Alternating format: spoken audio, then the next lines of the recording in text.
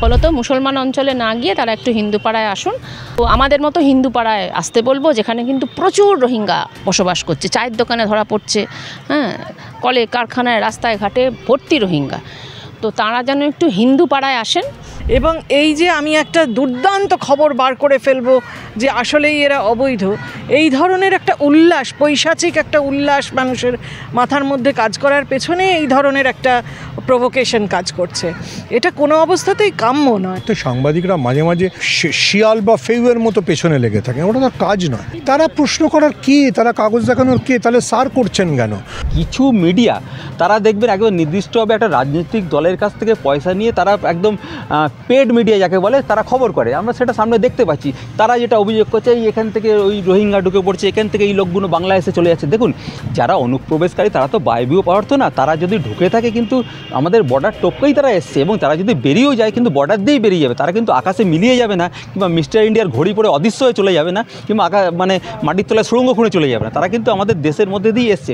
পশ্চিমবঙ্গে যবে থেকে এসআইআর চালু হয়েছে তার ঠিক কিছুদিন পর থেকে মূলধারা অর্থাৎ প্রথম সারির সাংবাদিকরা বিভিন্ন লোকালয়ে যাচ্ছেন এবং সেই লোকালয়ে গিয়ে নাগরিকদের ঘরের ভিতরে ঢুকে যাচ্ছেন এবং তাদেরকে বৈধ নথি দেখানোর জন্য জোর করছেন, এবং সেই নথি না দেখালেই নাগরিকদেরকে রোহিঙ্গা বাংলাদেশি বলে দাগিয়ে দিচ্ছেন। এবার প্রশ্ন উঠছে, তাহলে কি সাংবাদিকরা এবারে বিএলওর কাজ করবেন, অর্থাৎ তারা বিএলওর ভূমিকা পালন করবেন? যখন এই বিষয় নিয়ে দেশ বাঁচাও গণমঞ্চের সদস্যদের প্রশ্ন করা হলো, তারা রীতিমতো গদি মিডিয়া তথা প্রথম সারির মিডিয়ার ওপর ক্ষোভ উগড়ে দিলেন। সরাসরি শুনে নেব তাদের মুখ থেকে তারা কি বললেন গদি মিডিয়াকে নিয়ে। প্রথম সারির কিছু মিডিয়া বস্তিতে গিয়ে গিয়ে তারা তদন্ত করছে এবং তারা ওখানে বাংলাদেশি এবং রোহিঙ্গা খুঁজছেন। কি চোখে দেখছেন এই বিষয়টিকে একটু যদি আমাদের দর্শকদের জানান। আমি রিপাবলিক বাংলার যারা সাংবাদিক আছেন তাদের বলবো আমাদের পাড়ায় আসতে। আমাদের পাড়ায় বরানগরে আমার আত্মীয় স্বজনদের পাড়া গড়িয়া, সেখানে আমার পাশের বাড়িতে কিন্তু একজন রোহিঙ্গাকে আমরা দেখতে পেয়েছি। আমার দোতলায় যিনি থাকেন তিনি রোহিঙ্গা। আমি সেদিনকে দেখলাম যখন বাসে করে যাচ্ছি, রাস্তা দিয়ে একটা ছেলে পালাচ্ছে, দৌড়াচ্ছে। এবার প্রথমে মনে হলো যে এমনি দৌড়াচ্ছে, হঠাৎ মনে হলো যে নিশ্চয়ই রোহিঙ্গা, দৌড়াচ্ছে কেন। তো তারপরে দেখলাম সেই ছেলেটার পেছন পেছন আবার তার সম্ভবত বোন, সেও দৌড়াচ্ছে। তো তার মানে হচ্ছে যে দুজন রোহিঙ্গা ধরা পড়লো। বাসে যেতে যেতেই দুজন রোহিঙ্গা তারা দৌড়ে পালাচ্ছে পশ্চিমবঙ্গ থেকে। এখন কোথায় যাচ্ছে আমি জানি না, কিন্তু চারিদিকে রোহিঙ্গা ধরা পড়ছে, মানে আমার নিজের চোখেই আমি দেখতে পাচ্ছি। তো রিপাবলিক বাংলার যারা সাংবাদিক আছেন তাদের যেটা বলবো যে শুধুমাত্র ভাঙড়ে গেলে কি হবে, ওখানে তো মুসলমানরা থাকে আর মুসলমানরা তো দেশের শত্রু। তো ওরা তাড়া করছে সাংবাদিকদের, সাংবাদিকরা পুলিশ প্রোটেকশন নিয়ে এদিক ওদিক যাচ্ছে। কিন্তু আমাদের মতো হিন্দু পাড়ায় আসতে বলবো, যেখানে কিন্তু প্রচুর রোহিঙ্গা বসবাস করছে, চায়ের দোকানে ধরা পড়ছে, কলে কারখানায় রাস্তায় ঘাটে ভর্তি রোহিঙ্গা। তো তারা যেন একটু হিন্দু পাড়ায় আসেন, কারণ ওরা তো জানেন যে এখন মুসলমানরা পুরো পশ্চিমবঙ্গটা ছেয়ে ফেলেছে, হিন্দু পাড়াতেও তারা ঢুকে পড়েছে। ফলত মুসলমান অঞ্চলে না গিয়ে তারা একটু হিন্দু পাড়ায় আসুন। আমরা হিন্দু জনগণ যারা এই সার নামক যে নির্বাচনী প্রক্রিয়া তাতে ভীষণ উপকৃত হয়েছি, ভারতবর্ষের হিন্দু, বিহারের হিন্দু, পশ্চিমবঙ্গের হিন্দু, তারা এই নির্বাচন কমিশনের যে দারুণ একটা নতুন অ্যাডভেঞ্চার তারা করছে তাতে আমরা প্রচণ্ড উপকৃত। অতএব আমরা এই মিডিয়াকে সমস্ত দিক থেকেই সাহায্য করব, আমার দোতলায়, আমার তিনতলায়, আমার পাশের বাড়ি যারা রোহিঙ্গা আছে তাদেরকে ধরতে। ধন্যবাদ। মিডিয়া প্রকাশ্যে বলছে নিউটাউনের ভূমি অঞ্চল যেখানে বস্তি গড়ে উঠেছে সেখানে নাকি একেবারে মিনি বাংলাদেশ এবং রোহিঙ্গা দেখা যাচ্ছে, কি বলবেন এই নিয়ে? দেখুন, বলতে তো আমরা অনেকে অনেক কিছু পারি, কিন্তু সেটাকে তথ্য দিয়ে তার ভিত্তি প্রমাণ করতে হবে। এখন যেভাবে ইন্টেন্সিভ এসআইআর হচ্ছে, সেখানে তো যদি কারোর সঠিক পরিচয়পত্র না থাকে, তিনি যদি যথেষ্ট বিধিবদ্ধ নাগরিক না হন ভারতবর্ষে, তাহলে সেটা এমনিই প্রকাশিত হবে। আপনি আমাকে বাংলাদেশি বললেন কি আমি আপনাকে বাংলাদেশি বললাম বা পাকিস্তানি বললাম বা ফর দ্যাট ম্যাটার আমেরিকান বললাম বা ইন্দোনেশিয়ান বললাম, তাতে কিচ্ছু যায় আসে না।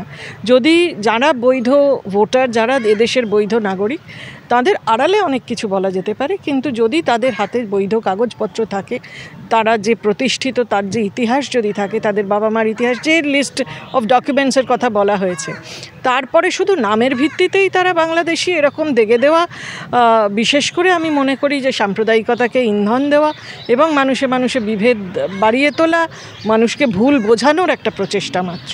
বিশেষ করে সাংবাদিকরা গিয়ে কাগজ দেখছে, সংবিধান কোথাও অধিকার দিয়েছে সাংবাদিক গিয়ে সাধারণ মানুষের নথি জিজ্ঞেস করবে কোথায় তার জন্ম?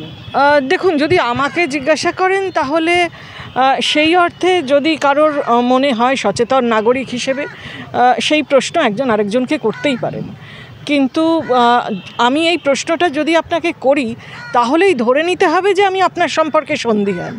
ভারতবর্ষের নাগরিকদের মধ্যে এই সন্দেহ, এই পরস্পরের প্রতি অবিশ্বাস, এই ঘৃণা এবং এই যে আমি একটা দুর্দান্ত খবর বার করে ফেলবো যে আসলেই এরা অবৈধ, এই ধরনের একটা উল্লাস, পৈশাচিক একটা উল্লাস মানুষের মাথার মধ্যে কাজ করার পেছনে এই ধরনের একটা প্রভোকেশন কাজ করছে। এটা কোনো অবস্থাতেই কাম্য নয়। যদিও আমি আবার বলবো যে গণতান্ত্রিক সিস্টেমে কিন্তু আমরা যে কোনো সময় যে কারোর পরিচিতি নিয়ে আলোচনা করতে পারি, কিন্তু সেটা কখনোই চ্যালেঞ্জ করার মাত্রায় নয়।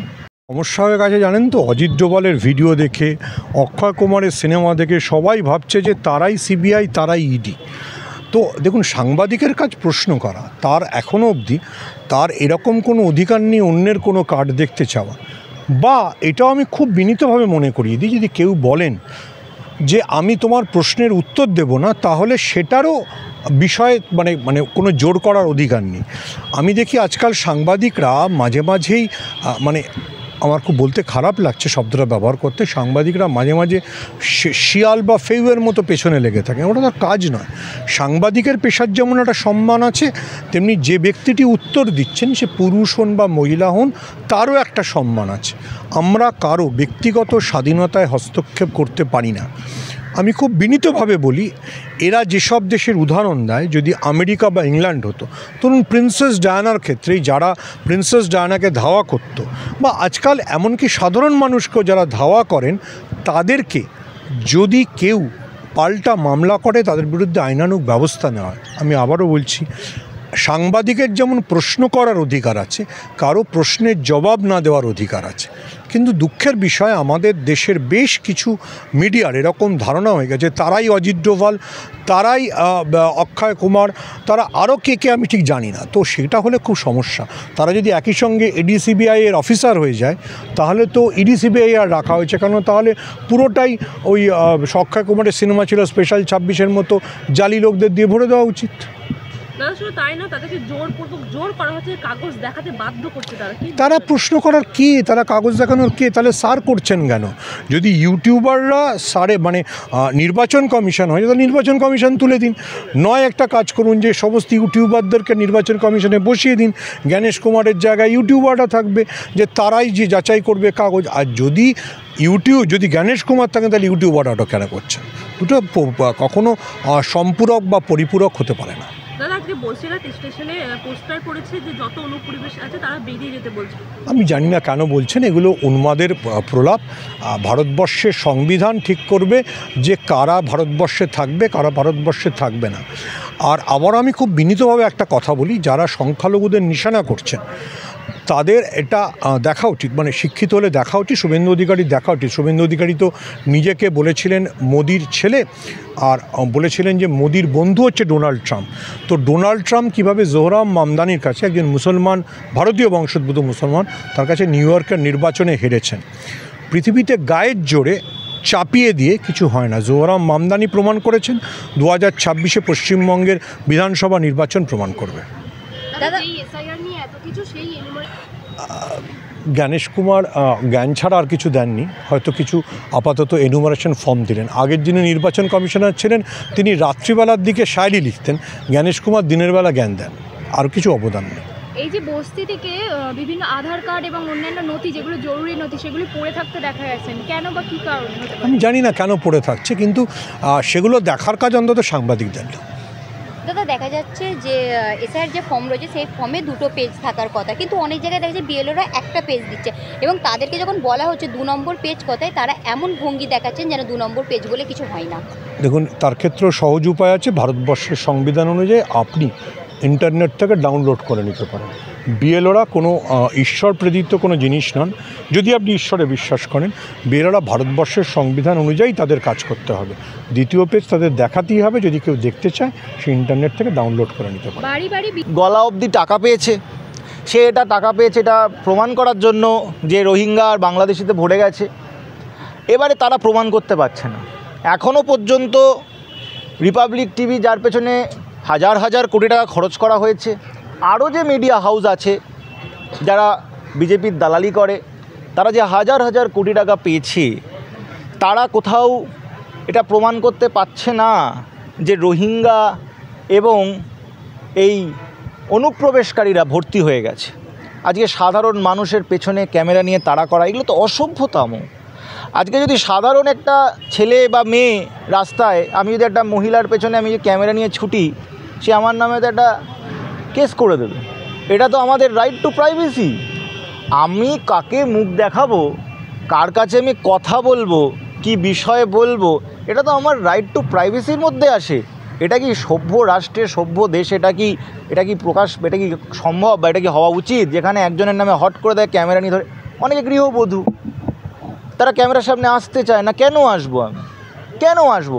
আজকে আমাদের ঠাকুমা, দিদিমা, আমাদের জেঠিমাদের যদি এরকম ক্যামেরা ধরে, তারাও কথা বলবে না। স্বাভাবিক ব্যাপার। আপনাকে উত্তর দিতে আমি বাধ্য নই। আপনি কে? যেখানে উত্তর দিতে হবে সেখানে আমরা দেব। যেখানে সরকার যখন প্রশ্ন করবে সেখানে আমাদের কাগজ জমা পড়বে। আপনাদের কি ইলেকশন কমিশনের ওপরে আশা ভরসা উঠে গেছে? ইলেকশন কমিশনের যেই হাজার হাজার কোটি টাকা খরচা করে এসআইআর করছে, তার উপর আপনারা আর আস্থা রাখতে পারছেন না? যে আপনাদেরকে আবার আলাদা করে ক্যামেরা নিয়ে বেরিয়ে রোহিঙ্গা বাংলাদেশি সকালবেলা দিয়ে করতে হচ্ছে। আপনারা তো প্রথমে তাহলে জ্ঞানেশ কুমারকে সরান, যে আপনাদের নিজেদের লোক কাজ করতে পারছে না, যে আপনাদেরকে সকালবেলা জলখাবারটুকু খাওয়ার সময় না দিয়ে, দাঁতটা না মেজে কোনোভাবে এক কাপড়ে বেরিয়ে আসতে হচ্ছে ক্যামেরা নিয়ে, যে কোথায় বাংলাদেশি আর কোথায় রোহিঙ্গা আছে। তো এত দিনে আজকে রোহিঙ্গার গল্প তো আমরা বহুদিন ধরে শুনছি। রোহিঙ্গা অনুপ্রবেশকারীরা যে ঢুকেছে, এ তো 2017, 18, 19 সালে ঢুকেছে। তো এই 5 বছর ধরে আপনারা কোথায় ছিলেন? তথ্য কি বলছে? হোম মিনিস্ট্রির তথ্য কি বলছে? ভারত সরকারের তথ্য কি বলছে? কজন আছে? সরকার পারল না, নির্বাচন কমিশন পারল না। আমার মিডিয়ার ভাই বোনেরা, আমার বন্ধুরা, তারা করছে। দেখুন, আমার এদের প্রতি কোনো বক্তব্য নেই। এনারা চাকরি করে, এখানে অনেক আমার বন্ধুস্থানীয় মানুষও আছে। এনারা কি করবেন? দিনের শেষে তো বেতনটা ছাড়া সংসার চলবে না, ইএমআই দিতে পারবে না। এখন যদি সকালবেলা উঠে বলে যে আপনাকে এটা করতে হবে, যদি সকালবেলা উঠে এটাও বলে ওদেরকে যে আজগুবি গল্প লিখতে পারবে, তাই করতে হবে। কারণ দিনের শেষে ঢুকে যাচ্ছে, টাকা পায়। তাই আজকে বলো না, তুমি তোমার বাড়িতে খাবারটা বন্ধ হয়ে যাবে, তো তুমি কি করবে? আজকে দিনের শেষে তো বেতনভুক্ত কর্মচারী ঘরে গিয়ে বলবে আপনার কাগজ দেখান। কোম্পানি থেকে টাকা পাচ্ছে এটা করার জন্য। মানুষ ভাবছে এবার নাকি বেঁধে টেঁধে রাখবে বলে। অবশ্যই মানুষ তো করবে। যেদিনকে মানুষের ধৈর্যের বাঁধ ভেঙে যাবে, সেদিনকে তারা বেঁধেই মারবে। এটা তো স্বাভাবিক ব্যাপার। আমরা যদি অস্বাভাবিক আচরণ করি, আমাদের যখন গ্রামে বা আমাদের এলাকায় যদি চোর ঢুকে যায়, আমাদের পাড়াতে কি নিয়ম দীর্ঘদিন ধরে, তাকে ধরে বেঁধে লোকে রাখে, কোথাও মারেও। এগুলো করাটা ঠিক কাজ আমি বলছি না, কিন্তু দিনের শেষে মানুষের ধৈর্যের বাঁধ ভাঙলে মানুষ কি করবে? এটাই করবে। আজকে দিনের শেষে মানুষকে ক্ষিপ্ত করছে, সাধারণ মানুষকে। আরে বাবা, এই নির্বাচন কমিশন তো একটা সিস্টেম তৈরি করেছে। এই লোকগুলো দিনের পর দিন ধরে তাদের চ্যানেল থেকে মিথ্যা কথা বলে গেছে। এদের জন্য অপারেশন সিন্দুরের সময় কত লজ্জা করে। অপারেশন সিঁদুর যখন চলছিল, একটা গুরুত্বপূর্ণ মুহূর্ত ভারত রাষ্ট্রের পাকিস্তানের সঙ্গে যুদ্ধের মুহূর্তে, আমাদের সেনা বাহিনীকে প্রেস স্টেটমেন্ট দিতে হয়েছে, আপনারা এই মিথ্যা তথ্য দেওয়া থামান। যুদ্ধের সময় যুদ্ধ না করে কোন রাষ্ট্র, কোন অসভ্য, কোন বর্বর রাষ্ট্র আছে এতটাই মাথা মোটা যে যুদ্ধের সময় আমার সেনা, প্রতিপক্ষ, আমার শত্রু কী করবে সেই চিন্তা না করে তাকে চিন্তা করতে হচ্ছে এই ঘরের মধ্যে শত্রুদের কথা, যারা প্রতিদিন এমন মিথ্যা তথ্য দিচ্ছে যে সেনারা ঘাবড়ে যাচ্ছে। সেনাকে স্টেটমেন্ট দিতে হয়েছে এই মিডিয়াগুলো। তো ওই মিডিয়াগুলোর থেকে আপনি কি আশা করেন? তারা কাউকে মানুষ বলে মনে করে শুধু টিআরপি আর টাকার জন্য? শুভেন্দু অধিকারী বলেছিলেন যে সনাতনী হিন্দুদের কোনো ভয় নেই। এখানে দেখা যাচ্ছে মতুয়ারা অনশনে বসে কয়েকজন অসুস্থ হয়ে গেছে, সেখানে কোনো মিডিয়ার পাত্তা নেই, খবর দেখাচ্ছে না। শোনো, শুভেন্দুর অবস্থা খুব খারাপ। শুভেন্দু তার জীবনের বা তার রাজনৈতিক কেরিয়ারের অন্তিম লগ্নে আছে। তিনি এখন কিছু বলতেও পাচ্ছেন না। তার বন্ধু আমাদের প্রাক্তন বিচারপতিকে দিয়ে বলাচ্ছে, মিউ মিউ করে বলাচ্ছে, কারণ সে বলতে পারছে না। সে জানে সে মুখ খুললে পরেই তাকে জেলে পুরে দেওয়া হবে। তো এখন শুভেন্দুর কোনো কথাকে বেশি গুরুত্ব দেওয়া আমার মনে হয় অপ্রয়োজনীয়। কারণ শুভেন্দুর কোনটা সত্য সেটা হচ্ছে প্রাক্তন বিচারপতির কথাটাই সত্য, যে সে দিল্লিতে কোনো সাপোর্ট পাচ্ছে না। দিল্লি সাপোর্টটা দিচ্ছে না কেন? কারণ দিল্লি জানে এটা লস্ট কেস, লস্ট প্রজেক্ট। 21 সালে যে জিনিস ওদের হয়েছে তার থেকে অনেক খারাপ জিনিস 26 সালে হতে চলেছে, এটা অন্তত দিল্লি বুঝে গেছে। দিল্লি আর কোনো পশ্চিমবঙ্গ বিজেপি, বঙ্গ বিজেপি, শুভেন্দু অধিকারীর কোনো চক্রান্ত, কোনো প্ররোচনা, কোনো স্কিমে আর ঢুকছে না। তাই জন্য আজকে বলুন না, আজকে ভোটের 3 মাস আগে বিজেপির মধ্যে একটা বড় প্রশ্ন হচ্ছে, আমরা দিল্লির থেকে সাপোর্ট পাচ্ছি না। দিল্লি সাপোর্ট দিচ্ছে না কেন? দিল্লি সাপোর্ট দিচ্ছে না এই কারণে, কারণ দিল্লি একবার 21 সালে ঘা খেয়েছে। 6 মাস ধরে রবীন্দ্রনাথের মতো দাড়ি বাড়িয়েছিল আমাদের প্রধানমন্ত্রী ব্যস্ত মানুষ, তাকে একটা দাড়ি বাড়াতে হচ্ছে। তারপরে এসে সে এমন হতাশা হলো, এমন ভয়ঙ্কর জিনিস দেখতে পেল যে সে আর দাড়ি বাড়াতেও সাহস পায় না। 24 সালে আবার ন্যাড়া কবার বেলতলায় যায়? বিজেপি নামক ন্যাড়া 5 বার বেলতলায় চলে গেছে, আর বেলতলায় শুভেন্দুর কথায় যাবে না। এটা হলো সোজা কথা। মিঠুনদা বলছে বিজেপি চাইলে আমি মুখ্যমন্ত্রী হব। সেটাই তো দেখো, বিজেপির সমস্যাটা হচ্ছে বিজেপির 5টা মুখ্যমন্ত্রী পদপ্রার্থী, 5 জন মুখ্যমন্ত্রী হতে চায়। তো 5 জনকে তো একটা রাজ্যের মুখ্যমন্ত্রী করা যায় না। তো বিজেপি কী করতে হবে? তখন বিজেপিকে বলতে হবে বাংলা ভাঙবো, 2 টুকরো করবো, 3 টুকরো করবো।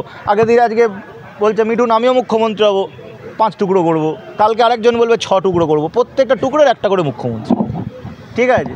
তো বিজেপির মুখ্যমন্ত্রী পদপ্রার্থী বাড়বে আর বাংলাকেও টুকরো হতে হবে। স্বাধীনতার প্রথম থেকেই আমরা দেখছি যে বাংলাকেই বারবার ভাগ করা হয়েছে এবং বাংলা ভেঙে প্রথমে বাংলাদেশ এবং অন্যান্য রাজ্য, বিহার, উড়িষ্যা, এই সমস্ত কিছু করা হয়েছে। বাংলা কি একটা কেকের মতো খালি তাকে কাটাই যায় এবং ভাগ করা যায়? দেখুন সবসময় বাংলায় কেন ভাগ হবে? দেখুন, আমরা যদি ইতিহাস দেখি, আমরা যদি 500 বছর ইতিহাস দেখি, 1000 বছরের ইতিহাস দেখি, 2000 বছরের ইতিহাস দেখি, আমরা দেখব এই যে বঙ্গ ভূখণ্ড, আমরা 12 ভূঁইয়া চলে যাই। 12 ভূঁইয়াতে নেতৃত্ব দিতেন ঈশা খান, 12 জন ভূঁইয়া, ঠিক আছে, 12টা রাজা।